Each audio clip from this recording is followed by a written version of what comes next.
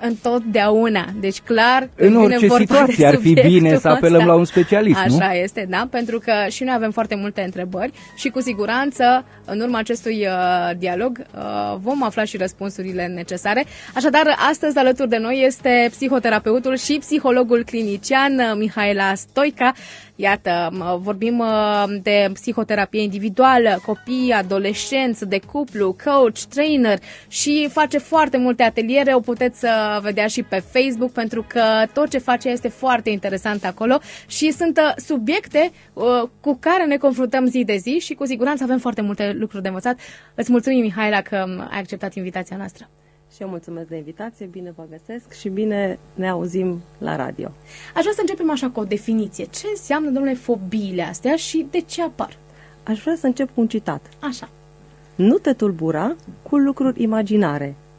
Multe temeri s-au născut din oboseală și singurătate. Dincolo de o disciplină sănătoasă, fii blând cu tine. Am înțeles. Cred că zice foarte multe Așa despre ce înseamnă o fobie.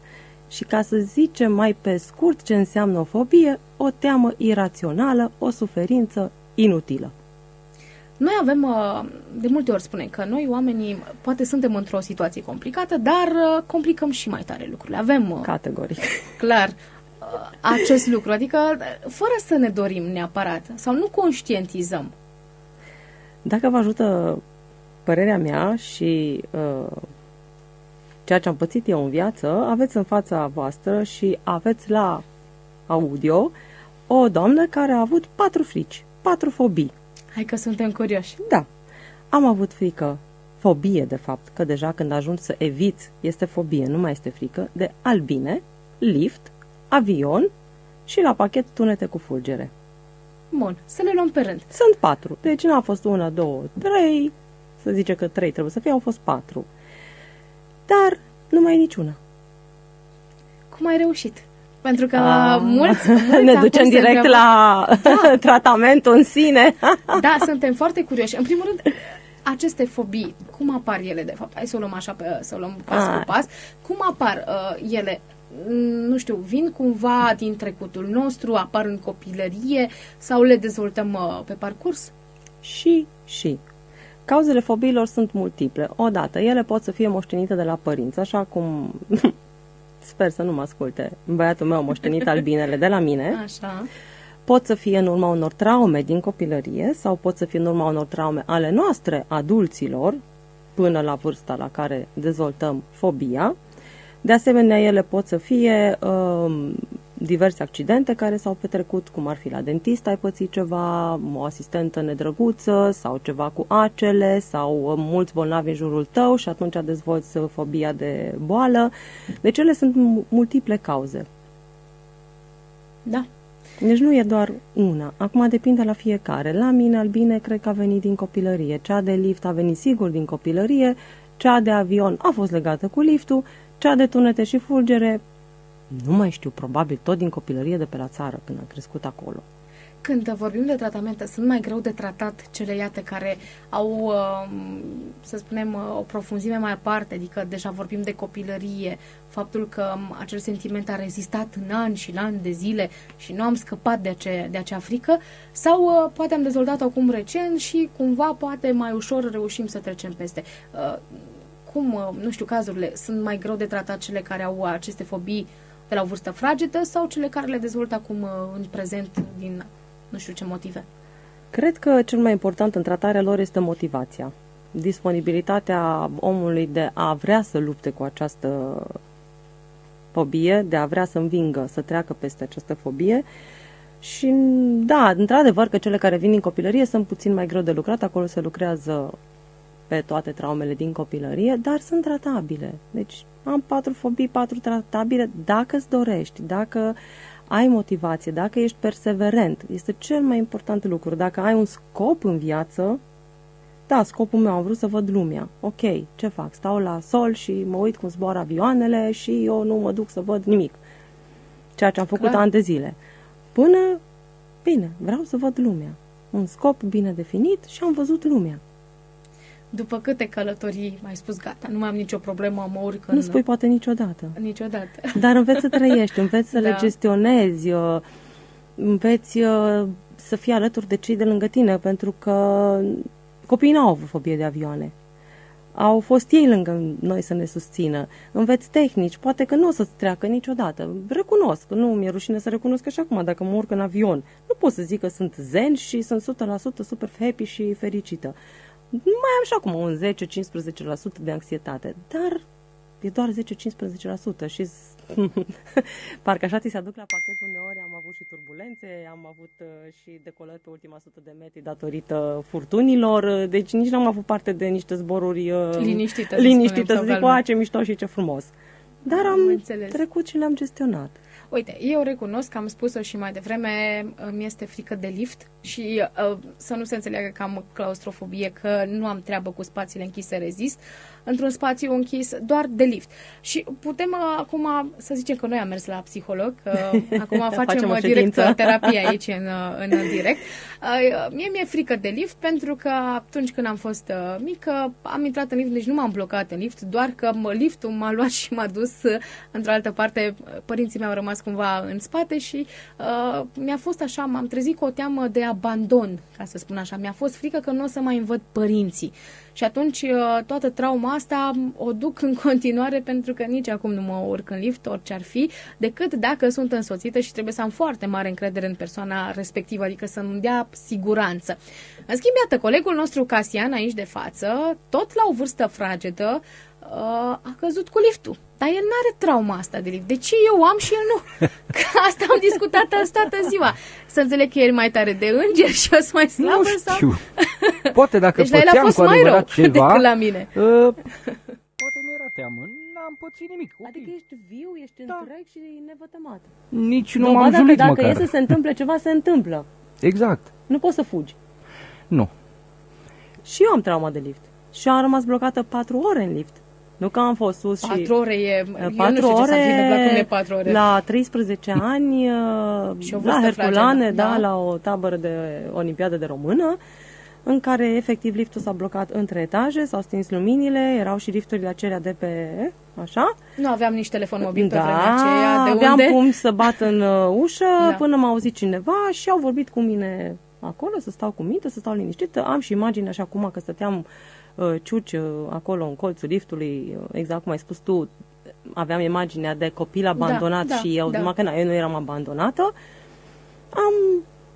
M-au scos până la urmă, liftul au pornit, nu mai știu eu ce au făcut pe atunci și am avut teama ani de zile cu liftul, urcam, tremuram și am învățat să înving. Mai întâi l-am stresat pe soțul meu când urcam cu el în lift, că îl pupam mult, îl fluieram, îl gâdilam, îmi distrăgeam atenția de la ceea ce era în lift. Dacă eram cu alți oameni, începeam și număram în lift, în gândul meu, nu tare, bineînțeles, sau mă uitam la fețele oamenilor, îi studiam. Deci ideea e să îți distragi atenția. Noi nu suntem gândurile noastre. De fapt, ce se întâmplă în toate fobiile? Avem 4 cuvinte. Uite, terapie. Îți dau 4 cuvinte și pune-le într-o ordine. Așa. Așa. Emoție, situație, gând, comportament. Bun. Pe care crezi tu că influențează? Care ar fi ordinea în care le pune? Cred că prima dată ne vine gândul. Apoi simțim emoția, nu? Comportamentul, deja începem să intrăm în panică. Cred că totul pornește de la creier.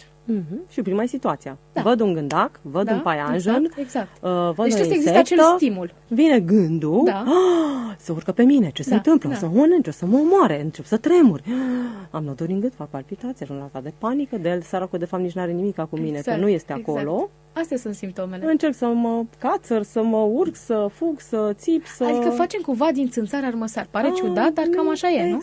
Exact. Și mie îmi place foarte mult să zic și în cabinet, eu nu sunt gândurile mele. Atunci când ajungi să stăpânești gândurile, bine, prin muncă, repetată și repetată, uite, cum îți spuneam mai devreme, facem un atac de panică, ce vedem acolo? Radio, România, Reșița, 105,6 FM. Mă duc cu gândul și citesc tot ce e în jurul meu. Sau observ ce e în jurul meu, sau număr pomii, sau egal deci unde trebuie să ne canalizăm cumva atenția. Gândirea în altă parte. Gândirea și atenția spre în altceva. altă parte, da. Sigur. Să nu mergem pe film. Pentru că atunci când începem să depanăm și ne ducem pe tot filmul, deja pe aia ne-am și mâncat și am și murit și am avut și mormântare și gata. Exact. Întregul film se și de fapt totul este ireal. Da, așa e. Dar, ca M-am aprinsă, este o temă care oricum nu se dezbate așa rapid.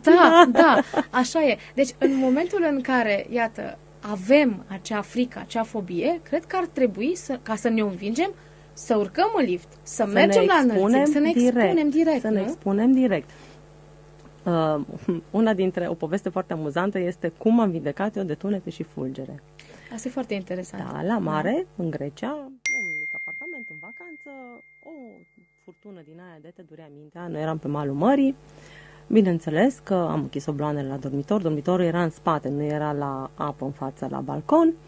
Am încercat să-mi iau o carte, să citesc, să nu aud ce afară, să-mi pun o muzică lângă mine pe telefon, dar auzeam tunetele și fulgere normal și pe soțul și copiii din balconul care era exact în față la mare, că se amuzau. Uite unde a picat fulgerul ăla, uite unde a picat ăla, fii atent cum se aude tunetul ăla, mamă, dar ce mișto! Și o tremuram și eram acolo și ziceam, na bine, și atunci am avut un așa și am zis, ok, dacă ei pot, și eu pot. M-am ridicat, am lăsat și telefonul și carte și absolut tot și m-am dus lângă ei direct expunere, deci nu treptată, cum se zice, m-am dus direct lângă ei în balcon. Am strâns de balustrada aia de la balcon și am încercat să intru în filmul lor și să încep să mă amuz cu ei. Nu spun că am fost în prima zen. Mâinile mele erau reci, transpirate, tremuram. Am respirat, o să vă zic și tehnica cu respirația, mi-am canalizat cu ei, am început să râd cu ei și de atunci n-am nicio treabă.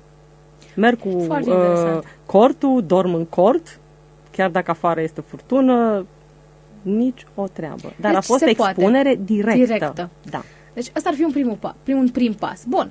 Eu am o curiozitate, așa. Scuze că intervin. Nu, păi asta e rolul tău. Când vrei. Da, așa. Prima mea curiozitate este dacă primul pas trebuie să fie să conștientizăm noi că avem o problemă, ca să putem să lucrăm la rezolvarea ei, că am și cunoștințe care nu recunosc ca o fobie, dar ferească Sfântul să apară respectivul stimul în preajmă, că-s gata. Da. Dar ei n-au nicio problemă. Da. În primul rând trebuie să conștientizăm noi că avem o problemă și dacă avem persoane lângă noi care noi observăm că au o astfel de situație, să încercăm noi să ajutăm prin a-i dirija și prin a le atrage atenția finuță, adică o persoană care are fobie, dacă îi atrage atenția foarte dur sau foarte ales, s-ar putea să fugă și mai tare în spate. Exact. Să fim lângă ei, să-i conținem și să-i aducem cumva în vedere faptul că deja este spre o fobie. Pentru că una este frica sau teama, alta este fobia. Frica este necesară, adică văd un urs, dacă nu mi-e frică, mă duc și stau de vorbă cu el și zic, hai, batem palma. Ar fi o problemă să nu ne fie frică, exact. Deci frica ne ajută să supraviețuim. Categoric. Dar în momentul în care ajungem să evităm stimulii, atunci deja vorbim despre fobie. Bun, deci, așa cum am spus Casia, în această categorie de persoane sunt cei care poate nici nu-și dau seama, nu realizează, dar nici nu recunosc. Că cunosc și eu câteva persoane de genul ăsta care zic, hai, domnule, să mergem. Nu, domnule, eu nu, dar de ce? Dar nu am nicio problemă, dar nu am chef azi. Eu măcar îmi recunosc fricile pe care le am și ce am mai observat e că odată cu trecerea timpului, parcă frica e tot mai mare și parcă vin tot mai multe frici. Pentru că nu sunt rezolvate. Nu sunt rezolvate la timp. Pentru că nu se lucrează pe ele și, exact cum ai zis mai devreme, cum se tratează, luate din timp. E ca bulgărul de zăpadă. Exact, să începem să începem, cum zic eu, ne învârtim într-un cerc vicios, pentru că exact asta se întâmplă. Intru pe gând și mă duc și mă învârtesc, o să se întâmple, nu mă mai duc acolo, că precis se va întâmpla și de fiecare dată ajung și evit. Și astfel de persoane au nevoie de ajutorul nostru, să fim lângă ele și să-i facem să conștientizeze ceea ce se întâmplă. Dragi ascultători, dacă aveți întrebări pentru doamna psihoterapeut, acum e ocazia, pentru că, iată, suntem suntem cu toți aici la psiholog, în cabinetul Radio România Reșița, improvizat aici pe 105,6 FM. Dacă aveți întrebări, cu mare, mare drag puteți intra și voi în direct. 0255 20 60 61, 0255 20 60 62 sunt numărul noastre de telefon. Suntem deschiși și astăzi, iată, să ajutăm oamenii care au nevoie, pentru că, așa cum îmi place mie să spun, nu cred că există un om pe lumea asta fără măcar o frică să aibă. Există sau frici. fobie. Există frici. Bun, să spunem, am dat piept, da, nas în nas cu fobia noastră, am zis, gata, de azi trebuie cumva să scap de ea. Bun, am ajuns acolo, am intrat în panică, sau ce facem mai departe ca să ne revenim, să nu ne ducem pe acea pantă abruptă, să cădem mai mult? Normal că ideal este o psihoterapie, nu că sunt eu psihoterapeut, dar în momentul în care te tot duci, tăvăluc și nu reușești să ieși, bănuiesc că toată lumea dorește să aibă viață normală. Dacă tu nu reușești să ieși de acolo sau nu ai un suport lângă tine, atunci normal cel mai indicat este să mergi la un psihoterapeut, pentru că există o grămadă de tehnici pe care în câteva ședințe le înveți, le aplici după aceea și ceea ce este și mai fain că în ziua de astăzi avem și tehnologia VR, ochelarii VR. Nu vreau să mă laud, dar am această tehnologie la cabinet, am licență pe ea, deci expunere directă prin ochelarii VR, ai o fobie, vii la cabinet, punem ochelarii VR, încercăm mai întâi așa. Deci, expunerea progresivă. Înainte nu aveam nici măcar așa ceva. Încercai să mă duc să-i aduc șarpele în cabinet ca să-i facă expunere. Erau cu șarpii de jucărie, șerpii de jucărie și din astea. Da. Acum deja sunt tot felul de tehnici mai avansate. Dacă le luăm din timp și lucrăm pe ele, dacă învățăm de la comportamental, emoțional, mental, interpersonal, nutriție, fizic, stresul, toate sunt legate. E adevărat că atunci când suntem obosiți, vedem problema mult mai mare decât e în realitate? Întotdeauna. Mă aduc aminte din nou, iar o poveste de-a mea, am ajuns odată în Grecia, seara, târziu, eu tot cu Grecia, sunt fan Grecia, o iubesc. Nu mi-a plăcut cazarea deloc, dar deloc. Am ajuns pe la 11, era întuneric. Piscina mi s-a părut mică, marea mi s-a părut departe. I-am zis la bărbatul meu, eu nici nu despachetez, nici nu vreau, eu plecăm de aici. A zis, știi ceva? Ne culcăm și dimineața vedem ce se întâmplă. Bineînțeles că dimineața, când m-am trezit și am avut cafeaua făcută și am văzut marea în față și era o grămadă de flori, totul a fost minunat. Deci s-a schimbat rapid percepția. Da, pentru că oboseala îți taie din percepție. Foarte, foarte interesant. Dar aș vrea direct acum să ne dai câteva exerciții. Să te urci în lift mâine. Da, eu vreau să mă duc să mă urc în lift, asta că se poate, pentru că la înălțime acum nu mai pot să mă urc pe un bloc. Să încerc pe asta cu liftul, că e mai simplă. Da? Ce fac? În momentul în care am ajuns în lift, da? Pornit liftul cu mine, ce exerciții să fac ca să pot să uit că sunt în lift? Depinde cu cine ești. Ești singură, ești cu lume. Cel mai important este să ne controlăm respirația. Așa. Pentru că în momentul în care ne este teamă, începem să exact. hiperventilăm și atunci este corect. Crește pulsul, luptă tensiunea. sau fugi. Așa e. Și asta este respirația din piept. Da. Noi putem să învățăm respirația abdominală. Și asta îi învăț și pe copiii mici cu balonașele acelea de spumă. Tragi aer, ții aerul și sufli încet în balonaș să faci un balon cât mai mare. Noi adulții acum nu vă aduc să faceți cu balonașe. Dar putem să luăm o pungă să așa? suflăm în ea. Nu, să puneți mânuța pe burtică ca să vedeți da. burtica că se ridică sau nu se ridică. Da. Inspirăm până jos în burtică 4 secunde aerul, ținem 4 secunde aerul în burtică și îl dăm afară încet. 4 secunde. De fapt, ce se întâmplă? Odată ne relaxăm și a doua oară gândul nostru unde este? Spre stomac. Ne canalizăm energia, nu pe exerciții pe care îl facem. Pe ceea ce facem, pe respirație și l-am atras de fapt, situația în care suntem atunci. Interesant. Și repetăm respirația o dată, de 2 ori, de 3 ori, că până ajungi la etajul 2 sau 3 sau 4, nici măcar nu mai ajungi să respiri. Funcționează în orice situație? În marea majoritate, 90% da. Am avut și clienți care nu le-a funcționat foarte bine respirația. Bine, există altă tehnică, dar nu prea poți să faci în lift, să începi să dai din mâini și din picioare ca să-ți eliberezi adrenalina, că dacă mai dai din mâini și din picioare în lift, riști să-l blochezi cu totul acolo. Sigur, nu, da, corect. Dar, da, tehnica cu respirația 90% funcționează. De asemenea, ești cu soțul, ți-am zis, canalizează-ți atenția, sau prietenul, sau cu ce ești, asupra lui. Ești cu alte persoane, Analizează persoanele. Fiecare om are ceva frumos în el. Caută frumosul din omul cu care ești în lift. Foarte interesant. Automat îți distrage atenția de la situația în care ești tu, că ești în lift. Admiră liftul, dacă e unul vechi și urât, uai ce vechi, ce urât, vai ce butoane, ar putea să aibă butoane mai faine. Uite, dacă i-am pune un tapet, dacă te duci pe altă idee, dacă e un lift frumos, mamă ce tehnică, ce modernizare, ce... Pentru că, repet, noi nu suntem gândurile noastre. Ne distragem atenția, ne distragem gândul. Eu fluieram, cântam, știu că eram penibilă, dar făceam chestiile astea, bine când eram cu soțul, nu cu alți oameni. Da. Dar îmi distrăgeam atenția și important este, nu mă pun să urc dintr-o dată la etajul 10. Durează destul de mult. Facem progresiv. Exact. Pași Un mici. etaj sau intru, ies. Nu, nici nu plec, dar am intrat. Nu vrei să spun cum ies eu din lift? Nu cred că vrei Urc un să-ți etaj, arăt. ziua următoare urc două Așa, etaje, da. sau urc pe jos, cobor un etaj, cobor două. Cam așa e. La fel se manifestă și cu treaba cu înălțimea, pentru că acum îți dau un altă, că e o altă problemă de-a mea, că na, eu sunt omul cu fobiile, ce să zic. Acum profit, pentru că suntem împreună aici, foarte important. Merg în drumeții, mergeam cu soțul meu, cu de ceva timp n-am mai mers, de când a fost pandemia, dar am mers peretezat.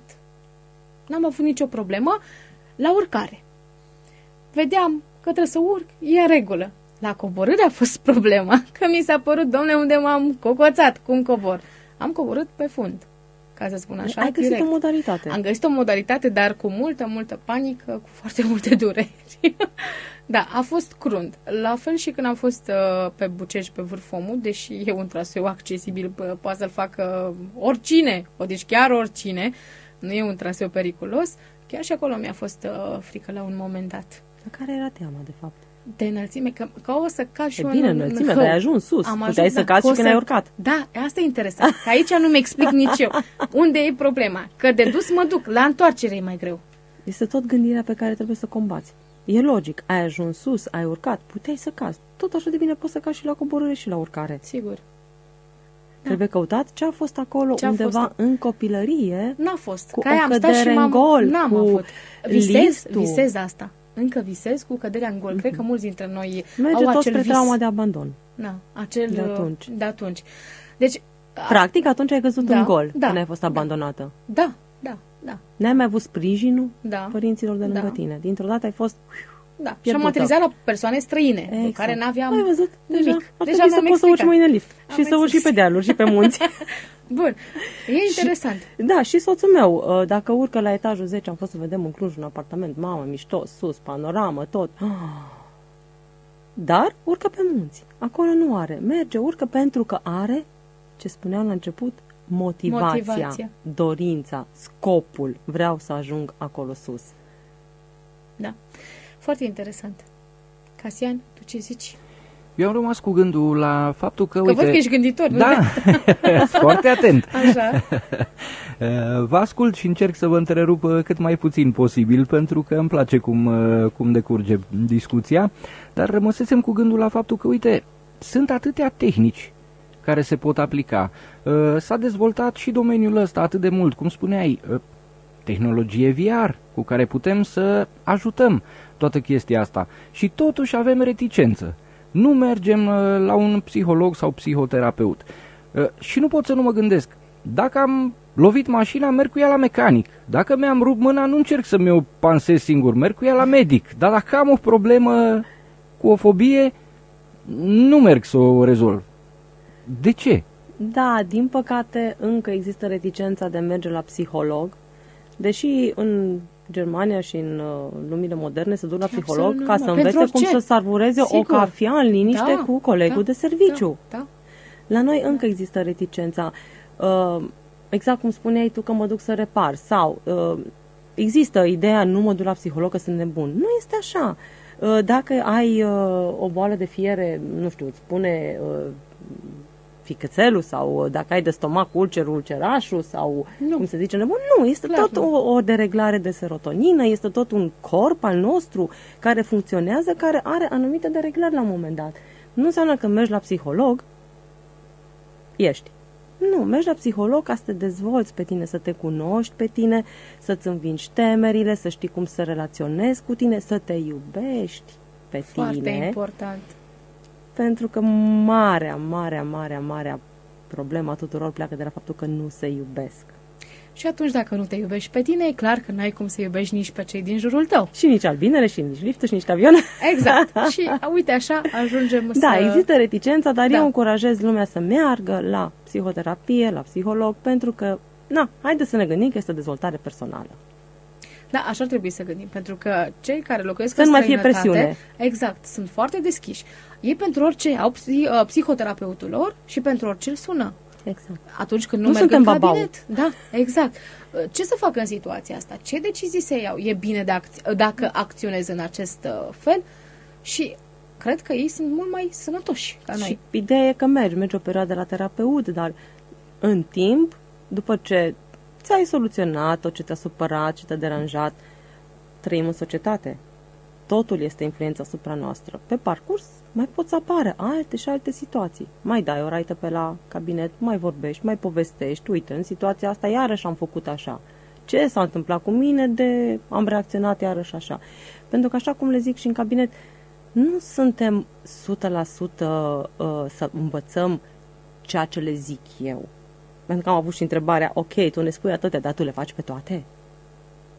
Tu Da. chiar te ții așa? Și am zis, nu sunt nici eu zen. Că atunci aș fi Buddha sus pe munte și aș face și aș sta acolo. Dar dacă suntem 80% din ceea ce ne dorim să fim, e ideal. Că un 20% suntem oameni. Cum zice fiul meu, când mă mai... Sigur. Sau fiică mea mă mai zbârlesc. Unde e psihologul, mami? E în cabinet, e în concediu. Adică Suntem oameni. suntem oameni înainte de toate. Exact. Dar dacă ajungem 80%, uite, cum aici cu avionul, ok, mă urc, mă duc, haida, e foarte, foarte bine. Ce se întâmplă dacă nu reușim să gestionăm aceste probleme? Se acumulează tot mai multe în timp. Unde o să ajungem? O să ajungem să fim supărați, nefericiți, să trăim cu aceste frici și fără să știm de unde vin, de ce sunt atât de multe. O să ajungem să dăm în anxietate, în depresie, dacă nu acționăm la timp. Adică se pot transforma dintr-o simplă frică să ajungi în ani de zile la ceva mult mai grav? Cu siguranță. Pentru că fobia, de fapt, în sine îți creează anxietate. Poate nu faci un atac de panică doar că te gândești la șarpele respectiv, dar în Sigur. momentul în care ajungi lângă el și tu Și ai îl fobia vezi, și îl exact. vezi, ajungi să faci atac de panică. Dacă nu înveți tehnicile ca să treci peste ele, există și medicație. Normal, ajungi și iei și o medicație. Exact cum iei pentru stomac, pentru cap, există medicație, iei 6 luni de zile medicația, paralel cu o psihoterapie și treci. Dar, din nou mă repet, voința, motivația este foarte, foarte importantă. O viață liniștită, o minte anxioasă nu poate exista într-un corp relaxat. Adică să-ți faci timp pentru tine, când trăim în epoca alergării, stresului, targeturilor. Sigur. Ok. Suntem contra cronometru mereu. Dacă îți faci un planning, am o săptămână și îmi pun luni, marți, miercuri și îmi pun și timpul meu pentru a mă relaxa, pentru a face meditație, pentru a sta cu mine pur și simplu 5-10 minute când simt că nu mai pot. Pentru că și mașina are nevoie de ulei, de benzină și corpul nostru are nevoie de stop, stai, ia o pauză. Și atunci ar trebui să avem pasiuni. Normal. Fără pasiune, adică nu putem fi roboți, e clar. Dar ca să putem simți că trăim, să scăpăm de frici, ar trebui să ne canalizăm, nu toată energia aceasta și frustrarea pe care o avem, poate, într-o pasiune, să facem ceva ce ne place. Să ne găsim ceva ce ne place și asta le zic acum, deviez și la cupluri. E foarte important și acolo. Fiecare să aibă o pasiune separată și împreună pasiunea lor. Pentru că altfel intrăm pe stresul acela continuu, de fapt gândul nostru este doar la muncă și muncă, ajung acasă, culc copii, fac de mâncare, spăl, vorbesc de femei, bărbații, eu știu ce mai au prin casă, de făcut, la mașini, la astea, ne culcăm dimineața, o luăm de la capăt. Acum nu pot să nu fac referire la, ca o paranteză, la noua piesă a Shakirei, care spune așa, a fost lansată săptămâna asta, că, s-a despărțit de Piqué, da? Nu a fost nici vina ta, nu a fost nici vina mea, a fost vina monotoniei. Exact. Iată, e o piesă inspirațională da. din viață Exact. și cred că cei care ne ascultă acum pot să realizeze cât de important este să știi să gestionezi lucrurile astea înainte să ajungi, iată, la finalul relației, la finalul căsniciei, că tot vorbim de pandemie, pentru că am văzut că în pandemie ori s-au făcut copii, ori au avut loc divorțuri. Cu grămada, deci, pentru că au ajuns să fie față în față unii cu ceilalți. Și au văzut defectele, da? Au stat mai mult timp împreună, poate nu erau obișnuiți. Da. Nu au avut în comun poate lucruri, nu au avut ce să facă. Exact. Da. A fost un test, putem spune. Aș vrea să știu acum, după pandemie, cu ce fel de persoane, cu ce fel de afecțiuni tulburări vin la cabinetul oamenii, cu ce au rămas, care, nu știu, cea mai mare frică, bănuiesc că ar fi frica de moarte, frica de a nu te îmbolnăvi, nu? Mulți și-au pierdut locul de muncă, mulți au pierdut afaceri. Deci e clar că au fost 2 ani de încercări. Depresiile, anxietățile, acestea au fost, bine, atacurile de panică au fost cele mai multe, frecvente și, din păcate, au început să vină foarte mulți copii. Bun, dacă ar fi să intrăm pe această nișă, pe copii, cu ce probleme se confruntă ei? Stimă de sine, bullying. Da, bullying. Da. Și faptul că acum au stat acasă în pandemie, în online, ne ducem acum pe altă direcție. Da, puțin, așa, ca o chiar paranteză. o să și fac un workshop pentru părinți. Din păcate, oricum este foarte controversat faptul că ei stau foarte mult pe telefon. Și marea problemă a părinților și plânsul părinților este: copilul meu stă prea atâția pe telefon. Ori în pandemie ei erau obligați să stea pe telefon. Exact. Și atunci stăteau până la 2, la 3, la cât trebuiau să stea pentru școală. Da. După care, dacă mâncau sau ce făceau, stăteau pe telefon pentru ei. Da, timpul lor. Dar părintele vedea doar pe ansamblu că era tot pe telefon. Păi ce, că și la școală se juca. Și în timpul orelor l-am văzut eu că mai stătea și se mai juca. Nu era același lucru. Că chiar dacă în timpul orelor stătea și se juca, el era focusat. Și dacă zice doamna ceva sau nu zice ceva acolo. Deci nu era complet relaxat în timpul lui, gata, am închis, nu mai am Google Meet-ul, nu mai am nimica unde să fiu și atent, să am distribuție multiplă. Acum sunt în timpul meu.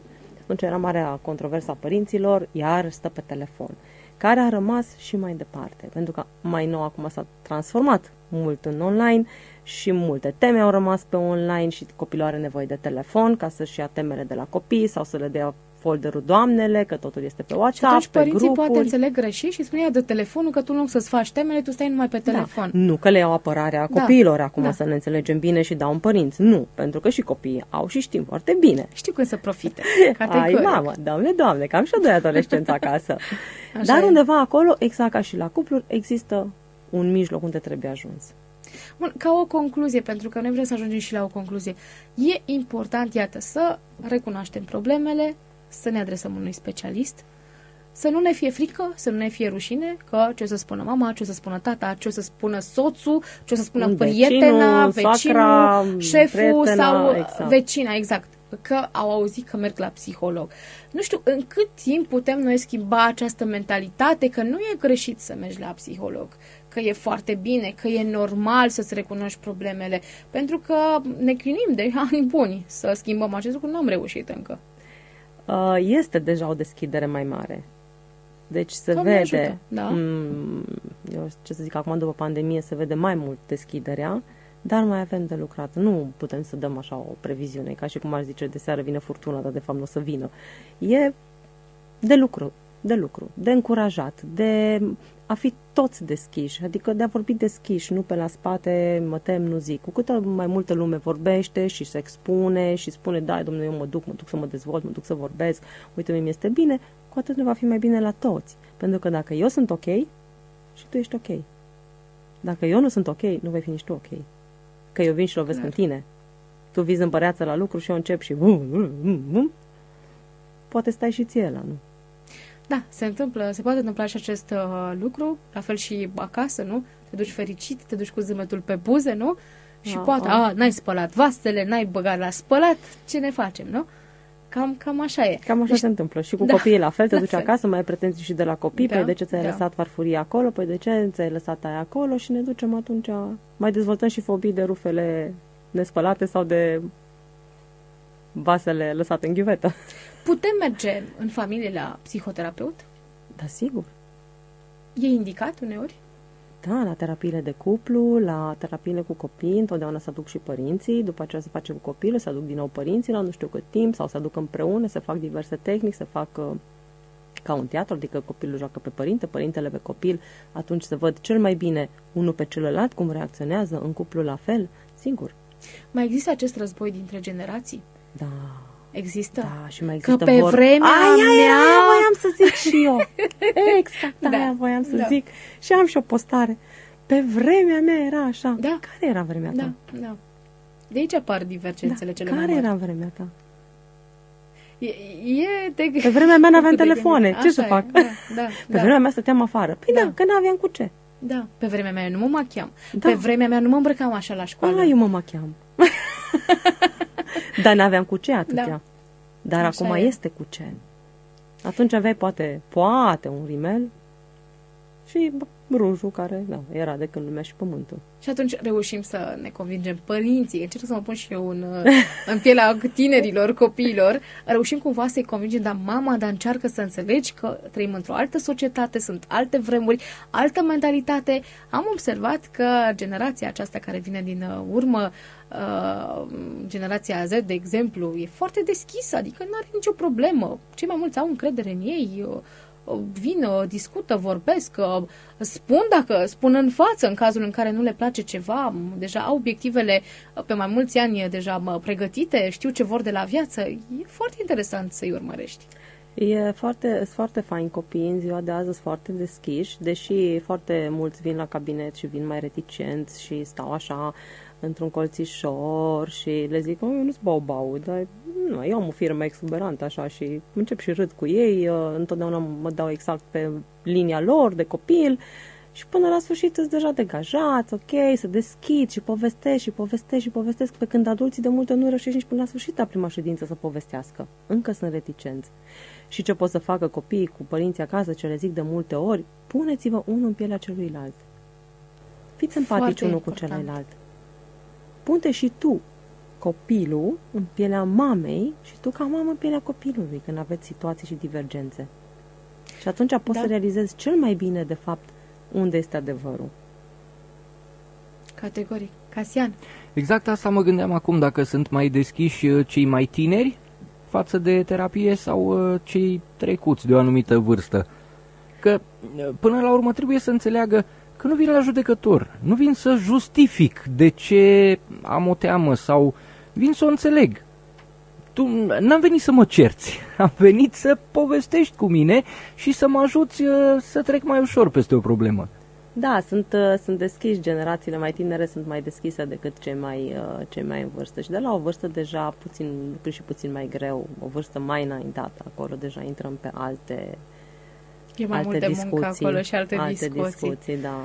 Dar, pe ansamblu, acum ca să ne întoarcem, să facem o recapitulare cu fobiile. fobiile, dacă am ajuns de la fobie, iată. Dar dacă tot te-am prins aici, era important, iată, să atingem mai multe subiecte. N-am terminat nici până la anul, dacă...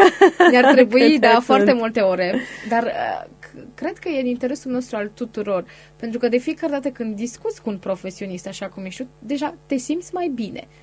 Parcă ai acea încredere. Gata, acum când am plecat de aici, mă duc, fac drag, fără nicio problemă, nu mai am nicio frică, nu mai am nicio teamă.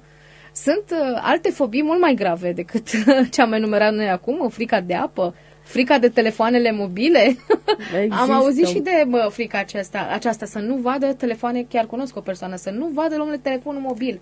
Există frica de aglomerație, care chiar te blochează, pentru că te limitează cu totul. Nu poți să mergi cu mijlocul de transport în comun, nu poți să mergi la teatru, de exemplu, unde e multă lume, nu? Într-o frica sală. De dentist, frica de doctori, pentru că, de fapt, ai nevoie de spitale. Așa e. Sunt lucruri esențiale dacă ajungi să te îmbolnăvești și nu poți să te duci.